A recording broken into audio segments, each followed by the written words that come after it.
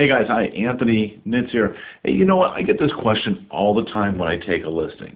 When we take a listing, there's a contract, and in the contract it outlines what is the commission, what are the commissions, what are you paying to sell your house?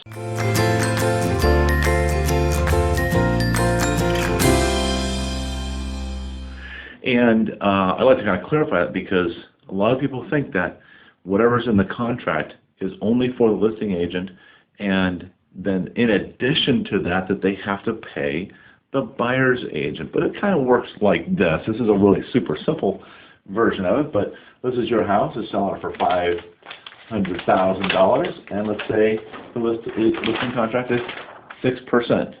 So what would end up happening is when the house is sold, that commission is split in half. Usually, that's generally how it works. And the buying brokerage gets 3% or half of the 6%, right? And then whatever they do it is up to them. And it's important that you're making sure that you're paying a fair commission to the buyer brokerage. I'll talk about that in just a second. But on the listing side, it's over here is what the listing brokerage gets. So while you're sitting down with an agent, that agent is very likely working for a brokerage. That brokerage oftentimes takes a cut. So they'll take their dollar or their 1%. Out of the equation. The agent has expenses, time, money, everything invested in getting your home sold. So a lot of that ends up going away. And they kind of are left with 1%. And I'm just trying to share this with you to help you have a perspective on, what the agents are getting paid when they get a commission. They're not keeping all of that commission.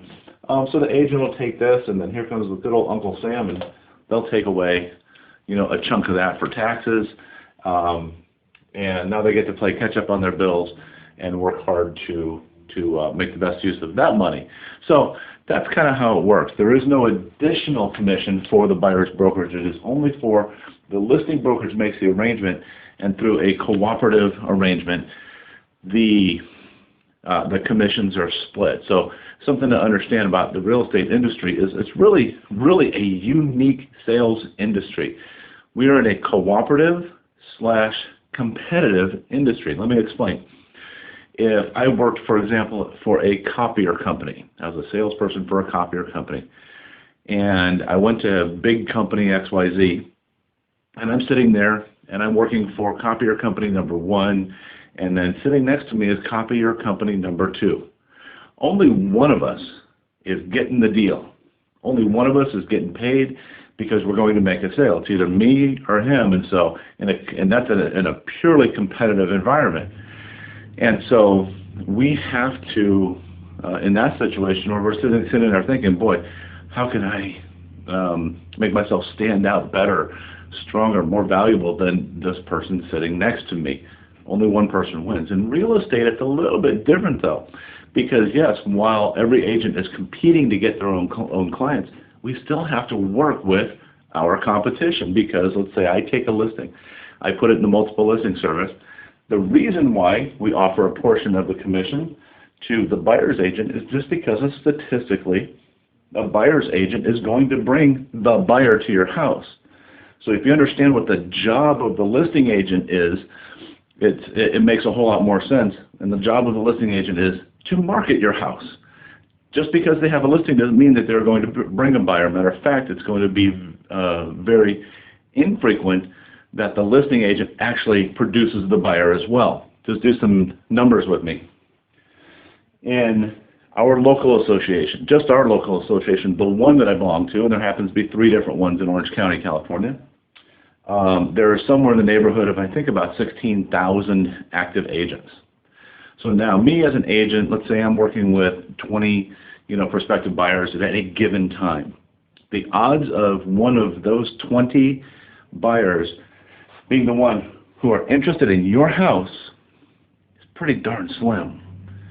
1 out of only 20 people. On the other hand, if we assume that 16,000 people, active real estate agents, each had 20 of their own buyers, and we offer to pay them, yes, if you bring one of your buyers, we'll share that commission with them, then that's how you make use of those big numbers, because what's 20 times 16 is 32,000.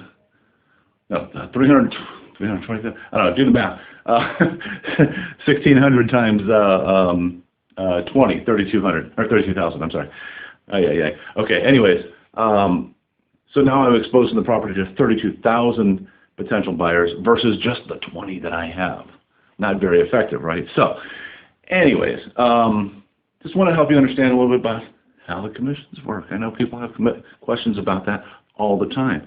If you want to completely eliminate the entire listing side commission, feel free to give me a call. I can show you how we waive that commission for our buyers who are buying a new house or are replacing their home. We'll talk to you real soon. My number is right up there on the board, 714-900-2710. Feel free to call me anytime. Happy to come and visit with you and share with you. Thanks so much. We'll talk to you real soon. Take care. Bye.